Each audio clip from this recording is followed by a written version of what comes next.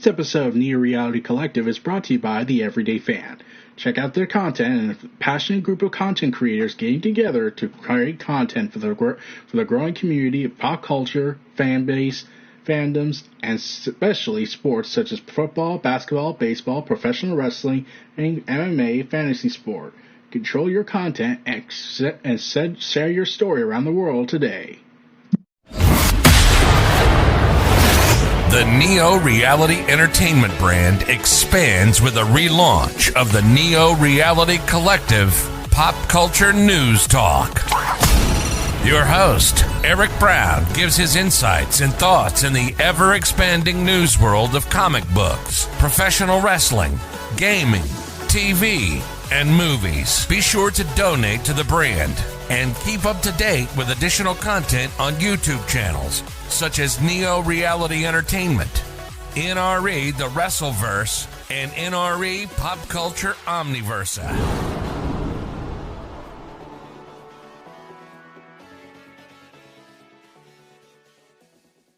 Today's edition of Neo Reality Collective is brought to you by Anchor.fm, a free distribution service podcasting hosting platform that allows you to record your podcast on your phone or computer. Anchor will distribute your podcast for you so it can be heard on Spotify, Apple Podcasts, Google Podcasts, and so much more. You can even make money from your podcast with no minimum listenership. It's everything you need to make a podcast in one place. Download the free Anchor.fm app or go to Anchor.fm to get started today. Thank you and enjoy the episode. Welcome everyone, we're back with Neo Reality Collective. Yeah, I was gone for a long while with episodes. Yeah. I could explain why, but that would take too long. Basically, I got lazy and just did some reviews and didn't focus on wrestling for a little bit, but I had work priorities as well, so yeah. And it was San Diego Comic-Con week, so that was fun. Then I had to wait till more details came out about the event just to cover it. And I have over 52 articles to talk about, so we might as well get the first 26 out of the way, along with this piece of news that happened right before the show happened. So, remember how Disney's been live-actioning, remaking all of our beloved classics and reducing into things that we don't ever expect it to be reduced to? And probably should never have been reduced to? Well, Hercules has joined them, so, yeah. So, I found out that the producers of this movie are Joe and Anthony Russo. You know, the guys who gave us Endgame. You know, Thanos and Infinity War and Captain America, the Winter Soldier. Why are they doing this? Did they run out of... I'm like... Endgame was one of the biggest movies in the world. I don't think they were desperate to do whatnot. So yeah, they're involving the producers, and they spoke about the Hercules live-action remake to Speaking the Game's radar at a recent press event. The Russo brothers discussed their intentions behind creating a live-action adaptation of Hercules. Joe explained that they are approaching the tale from a more modern angle, but the plan is still honoring the original story and elevating some of the humor of the Disney animated in a way that dials it up from 0 to hero levels of laughter. It will certainly pay homage to the original with a more modern spin on it. Back up. What does that mean? We're remaking Hercules with a modern spin on the original story. What does that mean? What does that mean? I'm being serious here. What the hell does that even mean? Anakin, remaking for a modern audience could mean anything. From my point of view, that means it'll be woke. Well, then you are lost! Now that we're moving on from the confusing thing that made no sense and the transitional thing, let's move forward with San Diego Comic-Con. Yay! San Diego Comic-Con! And let's go ahead and talk about the expanding world of Wakanda in the wake of Chadwick Boseman's death. Oh, I am so sad when this trailer came out, because I watched it, and I have continued to watch it multiple times as the Queen Mother has to kind of lead in the wake of T'Challa's passing away in the movies, whereas to Chadwick Boseman, and they have said they are not going to recast him. Understandable on that front. So they decided to tell the story focusing on the people of Wakanda and the characters that we knew from the last movie, focusing on the aftermath of both Endgame, Black Panther, and the world knowing about them, and the events of the snap. Yeah. So yeah, this is honestly the best trailer, like, of all the MCU movies, which is saying a lot considering Avengers was a thing, and Avengers Age of Ultron is technically a lie because it tells a darker story than the one we got.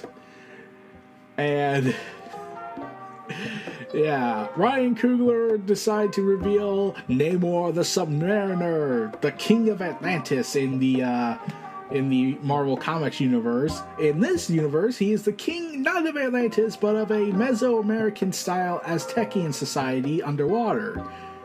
So basically Atlantis, but the Aztecian Empire. Got it. So yeah, Namor the Submariner has declared war on Wakanda, it seems, and is ready to raise all hell as possible. Sadly, because Chadwick Boseman passed away, we will never see Hickmania-style storytelling with Black Panther T'Challa and Namor the King, which honestly was disappointing when I heard about that, because I was thinking to myself, man, that would have been awesome seeing that on the big screen if they actually went through with that more darker take. Featuring a Nigerian artist's Thames covering of Bob Marley's No Woman No Cry, and yeah, it's a story of grief and moving forward as a kingdom in the wake of the man who could have been more, the king who could have been more.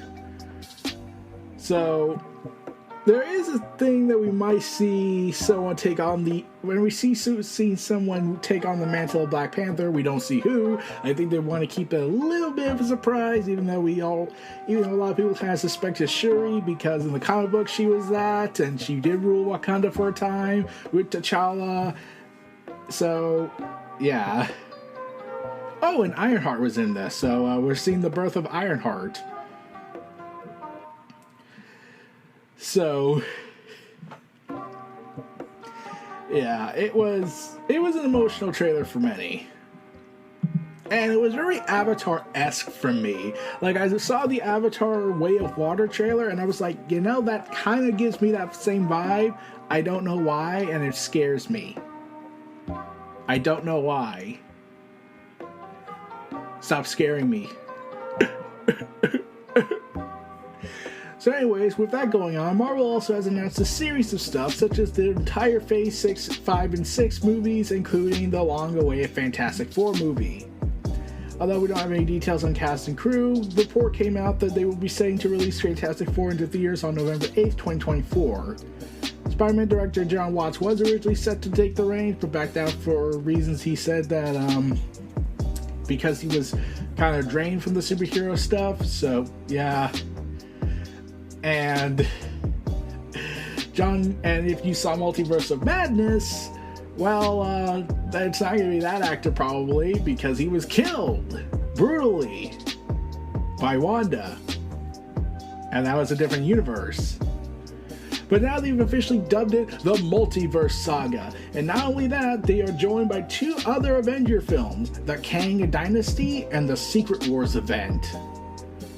So they also announced that the Russo brothers will not direct the 2 Avengers movies, so I pray to God, honestly, that, I sincerely hope you do well, whoever does it. It was later confirmed that Shang-Chi's director is going to direct the Kang Dynasty. He might as well direct the other movie, because you have basically told him, okay, so you're going to direct this movie, you're going to connect all the TV shows together, you're going to connect Kang, you're going to connect probably Doctor Doom, since he's also set to show up eventually, this, you got to connect this, and you need to be a lead-in for the big Secret Wars event. Anyway, I hope he's up to the challenge.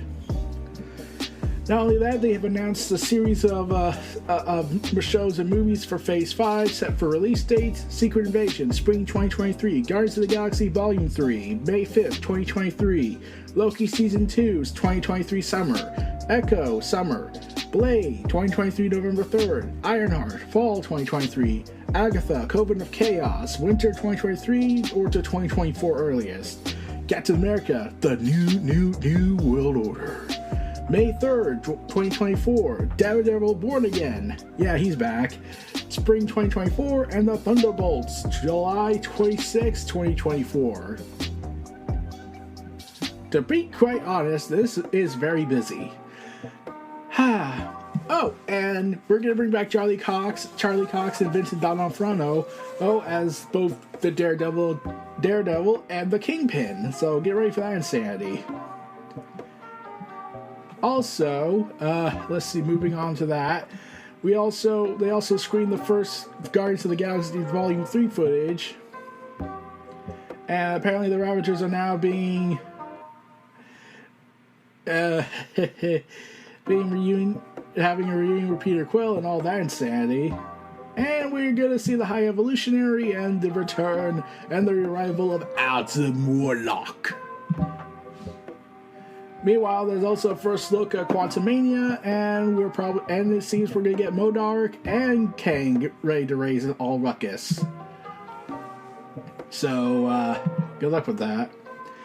Meanwhile, the Dungeons & Dragons movie Honor Among Thieves trailer breaks down the door, featuring,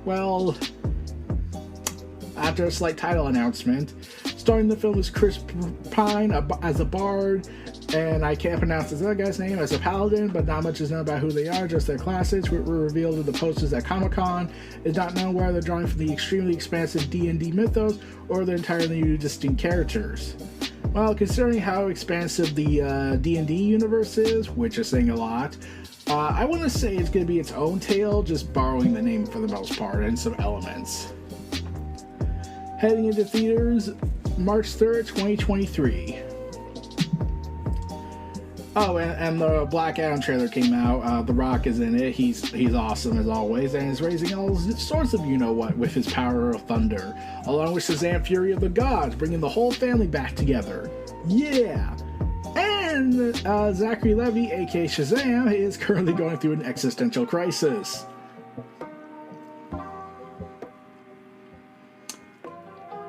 Ooh. Yeah. So, yeah. They've also gave word that the Fury of the Gods are, furious about Shazam and the family taking the power. Meanwhile, John Wick 4 was unveiled to the world, and much to their chagrin of everybody involved, and ready for him to destroy as much people as possible, as everyone called Keanu Reeves breathtaking until Cyberpunk 2077 happened.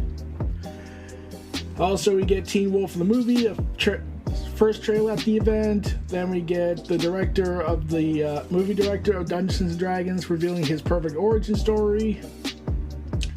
Yeah. Saying it's not just unique, it's also different.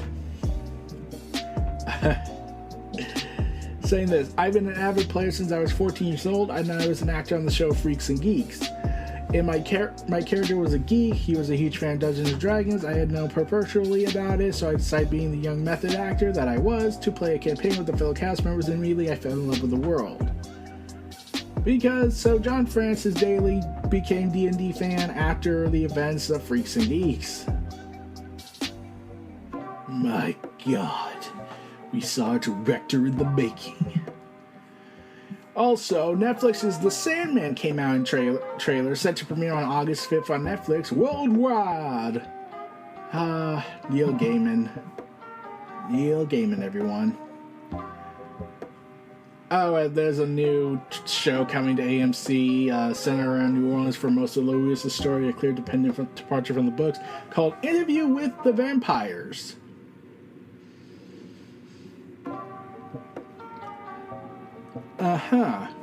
Starring Brad Pitt, Tom Cruise, and Kristen Dunst. The new show looks like a supernatural thriller with beautiful vampires, as has been described in the article, so Never heard of this, so I don't know. Meanwhile, She-Hulk arrived, and she's trying to balance her hero work, become an attorney, go ahead and be a lawyer, and dating. Oh, and also may or may not be dealing with the Daredevil and,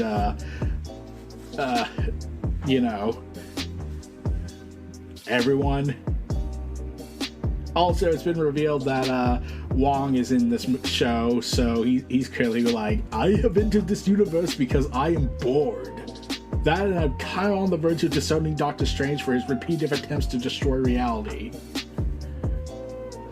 So, Bruce Banner's having fun. Charlie Cox is coming in as Matt Murdock Daredevil, and he looks like he'll be donning the yellow-red suit. Interesting choice of outfit, considering that's how he debuted in the comic book universe in.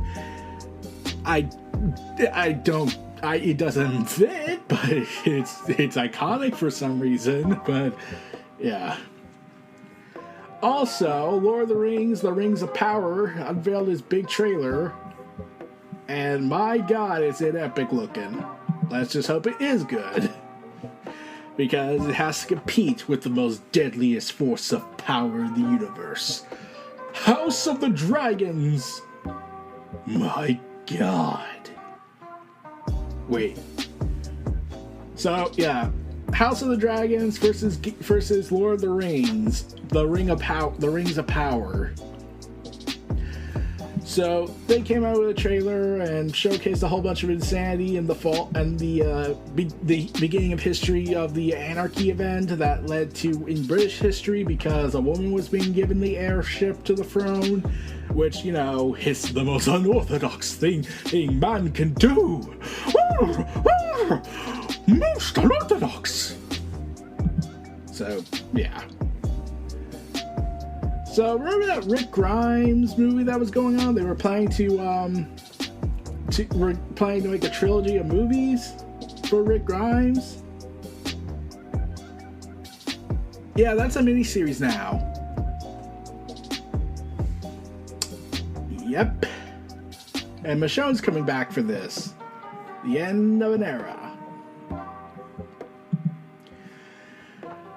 Meanwhile, we get the first Tales of the Walking Dead trailer that spans the entire zombie apocalypse, taking place in different years of the TV universe instead of the comic book universe, while the final trailer begins the end game for the Walking Dead main universe TV show.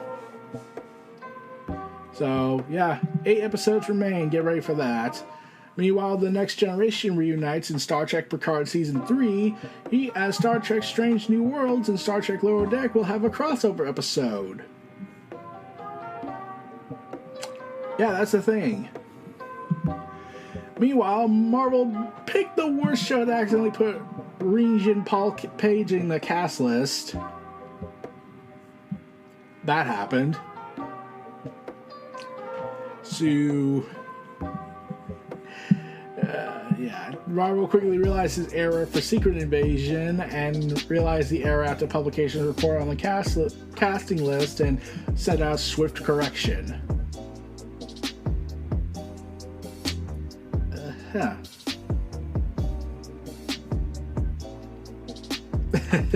So now there's a chance the guy could actually show up as a cameo because, well, these are alien shapeshifters known as the Skrulls, so...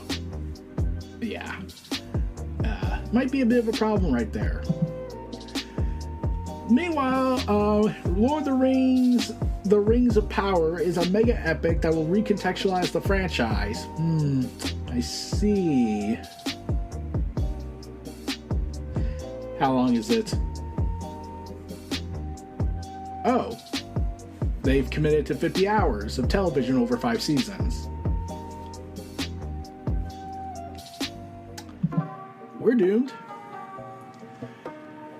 Meanwhile, the Severance goats, and other facts about the Severance has hit with Adam Scott, Ben Stiller, an Apple TV Plus sci-fi show coming out soon. Is there significance to the goats and will that significance be revealed? A fan asked. who dressed as Wolverine, so awesome to that.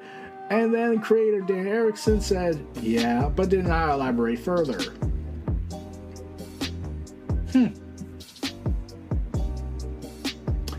I have no idea what just happened, so we'll be back after these messages and the ad break. And we'll be back. Stay tuned, and I'll recap the last half of these articles because, by God, I'm surprised I don't know half of the stuff I'm talking about. Besides the Wakanda Forever. So, we'll be back after these messages.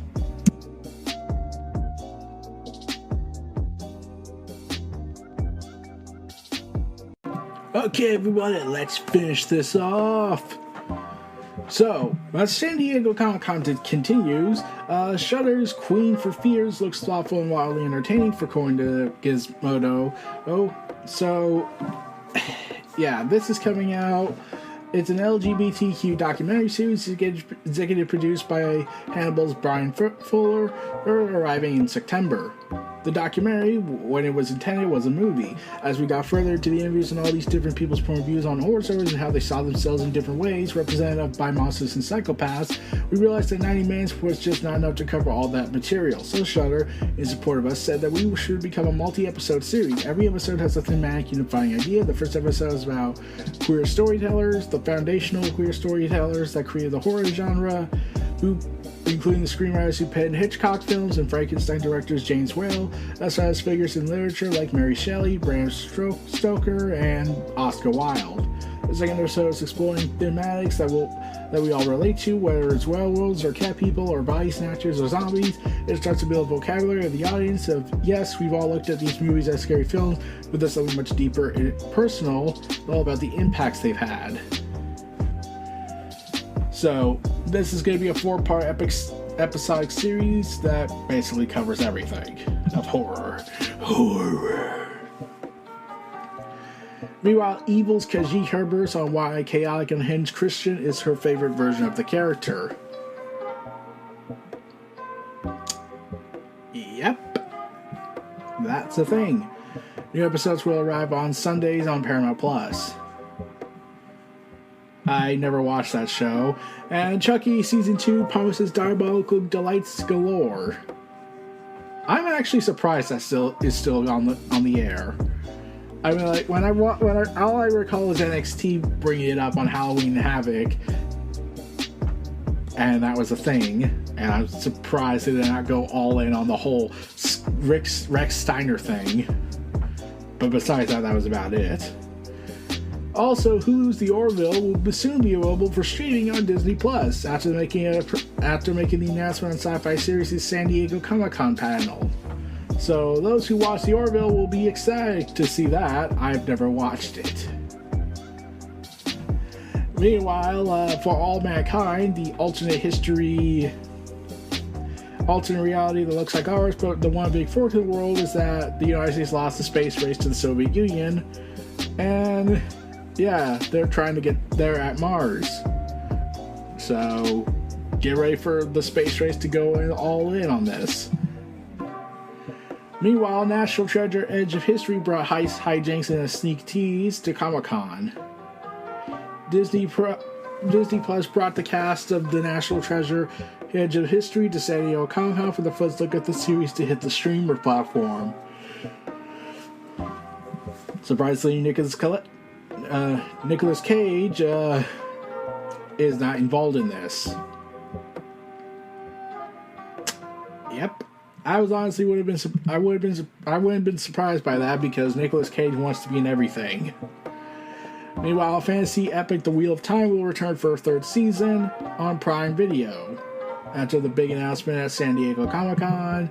Meanwhile, superhero Super Trouble. Well, they gave us She-Hulk's hotline to get voicemail messages from her. Yeah, I'm pretty sure people had fun with that, especially like how Marvel did it with the comics when they gave away Tony Stark's number, and then he condemned Thor for it and tried to hit him with the hammer, which almost ended badly for him. Get it? Because he's made of iron! So Harvey I can't pronounce that last name, I tried. on how Guillermo del Toro is finding himself outside the Nandor of What We Do in the Shadows. I don't know why I keep saying Guillermo del Toro quickly. It's just my thing. But it's a full-on vampire wedding upcoming soon. And yeah, tying out the big stunt that happened in that show. And all the insanity that comes with it. Meanwhile, Lower Decks is setting up a big bonkers heist. Very bold. Yeah. So, it's time we prove the captain's innocence. Hijinks ensue. Yeah. Also, after the return of the Avatar: The Last Airbender timeline, we're going to finally get the big movie that's coming out. The first movie for Avatar Studios is going to bring back Aang and the group back together. Yes! So, I'm excited for that. We don't know what the story will be about yet. No plot details have been given. But the voice actors Dante Bosco and Jax Desana are set to be returning as well, since they also voice Zuko and Sokka.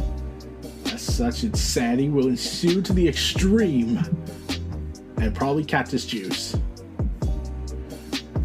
Meanwhile, Spider-Man freshman years will showcase stylish nostalgia at the Comic-Con. So, we get the origin story that we were literally denied in the MCU movies. Yeah. How did that happen? Man. We even get their version of Doc Ock, which, surprisingly. And also, another slideshow Daredevil in his black suit, and a very classically, if goofy-looking, outfitted Doctor Strange, mustache included. And with the confirmation that Charlie Cox would voice the character in that animated series. Streaming on Disney Plus in 2024, with a second season set to confirmed at the panel.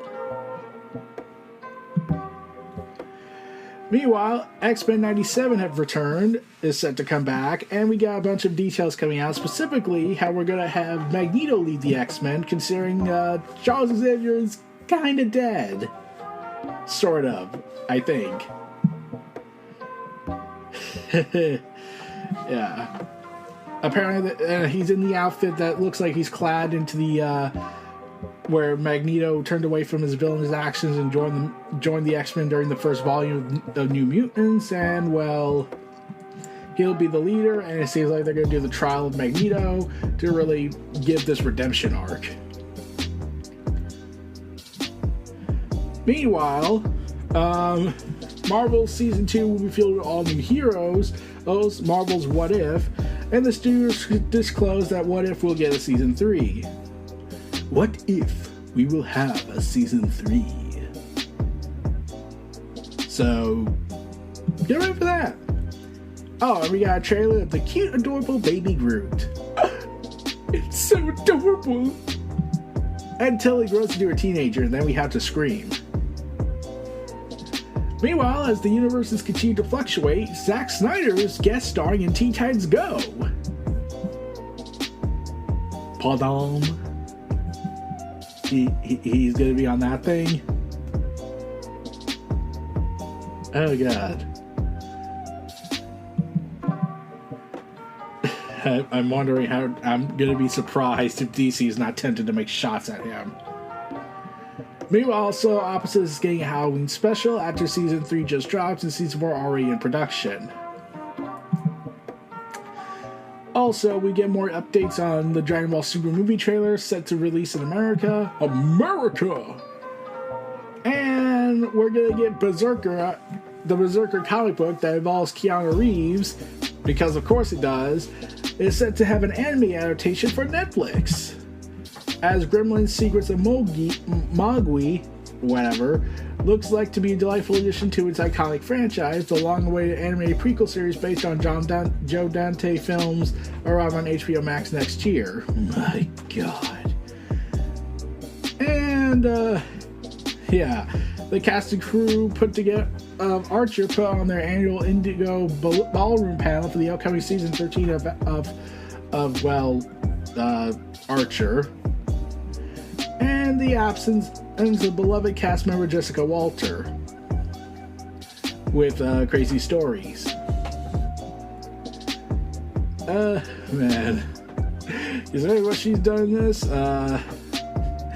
What she's done in the show, just from the glimpses I've seen, I've been like, oh wow.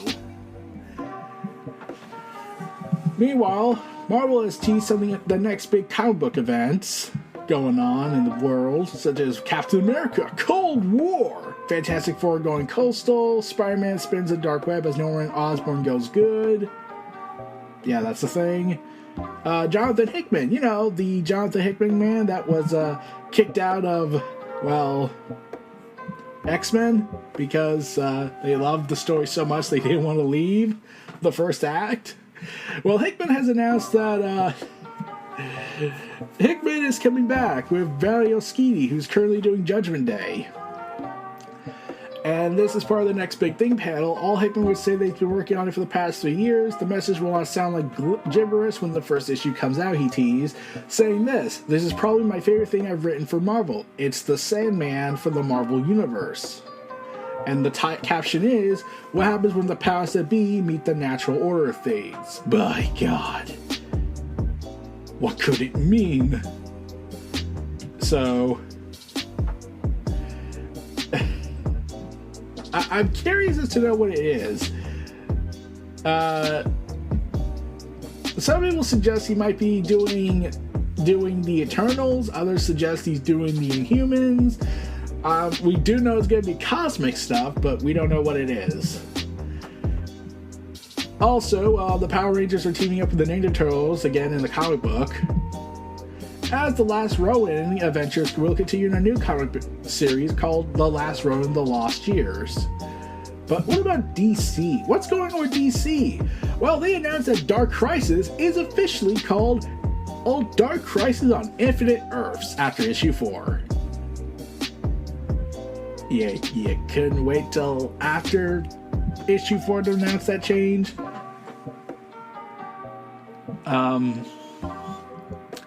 That's really the big announcement. Dark Crisis is a sequel to Crisis on Infinite Earths. Like, everyone knew that. You didn't make it that subtle. In fact, wait, then what does Infinite Crisis do? Oh, like, that featured people from the original Crisis. Heck, even Final Crisis featured some original people from the Infinite Crisis and the first Crisis. What makes Dark Crisis the official direct sequel? What, does Infinite Crisis no longer matter? What happened here? Meanwhile, DC won a bunch of Eisner Awards along with Junji Ito and Laura Olympus, and more specifically Nightwing did. So Wonder Woman Historia won for Best Single Issue or One Shot. Let's see. For The Nice House of the Lake by James Tynion IV. Let's see, what else did they win? Nightwing also won an award, I heard, which doesn't surprise me. Tom Taylor is awesome. But we also had gotten a bunch of other stuff awarded, such as Monsters by Barry Windsor Smith by Fantastic Graphs, The Complete American Gods, Best Reprinted Graphic Album by Neil Gaiman, Best Adaptation from another medium at the 2022 Eisners was George Orwell's 1984 graphic novel, The Shadow of Man by IDW, Junji Ito Story Collection by Junji Ito, translated by Viz Media, and I can't pronounce this person's name. So, yeah. DC Image, Phil Jimenez won Best Penciler and Inker, or Best Penciler Inker team, and I was like, it's Phil Jimenez. What did anyone think was like the moment he got his book out there, you knew he was gonna win. Like, at all. He was guaranteed to win. Heck, the one I'm surprised who won Best Cover was Jen Bartel's Future State Immortal Wonder Woman 1 and 2, Wonder Woman Black and Gold #1, and the 80th Anniversary Wonder Woman and the Women History Month variant covers for Marvel. Huh. The more you know. Oh, man. And sadly, Hickman did not win. Boo! Boo! Boo! Jonathan Hickman's great!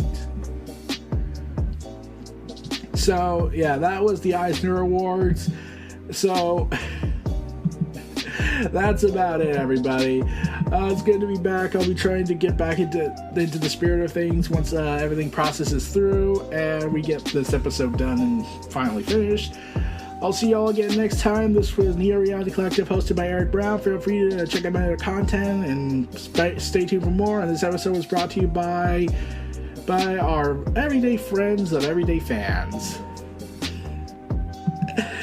Oh, man. Oh, God. I have...